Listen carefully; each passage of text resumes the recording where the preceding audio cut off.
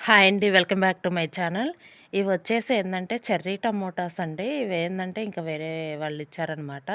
ఇవి క్లీన్ చేసి పెడదామని చెప్పేసి తీసాననమాట బయటికి. చూడండి ఎంత ఫ్రెష్‌గా ఉన్నాయో. కలర్‌ఫుల్‌గా చాలా బాగా కనిపిస్తున్నాయి కదండీ! ఇవొచ్చేసి.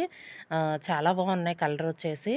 ఇవేందంటే ఇంక నేను క్లీన్ చేసి పెడతాను. క్లీన్ చేసి పెట్టానంటే ఇంక పిల్లలు ఏదన్నా తినాలన్నా తినొచ్చు గదా! ఏందంటే పిల్లలు కూడా ఏందంటే ఒట్టియే తింటారండి. కొంచెం చెర్రీస్ లాగా ఉంటాయి గదా! చిన్న చిన్నగా కనిపిస్తాయి గదా! సైజొచ్చేసి ఇంట్రెస్ట్ వస్తదనమాట తినటానికి. పిల్లలు గూడా ఇష్టంగా తింటారు.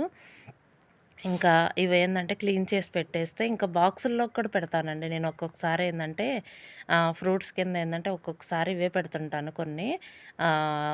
ఇవేందంటే చాలా బావుంటాయండి. మనకు చట్నీకి గూడా బానే ఉంటాయి.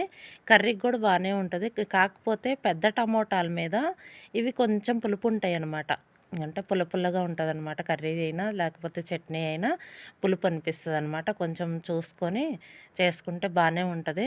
ఇక్కడొచ్చేసి స్వీట్స్ అండి పిన్ని వాళ్ళిచ్చారు. ఇక ఏందంటే ఇక మామూలుగా అయితే అన్నం తిన్న తర్వాత స్వీట్ తింటే ఏదైనా ఒక స్వీట్ తింటే అరుగుదల ఉంటదనని చెప్పేసి అనంటారు. కానీ తెలీదు ఇంకా క్లారిటీగా. ఇక్కడొచ్చేసి ఈరోజు మీలొచ్చేసి రైస్ చేశానండి. నేను చెప్పాను గదా! ఈరోజు కర్రీ ఏం చేయలేదనని చెప్పేసి, ఇక్కడేందంటే నేనింకా ఎగ్ బాయిల్ చేశాననమాట.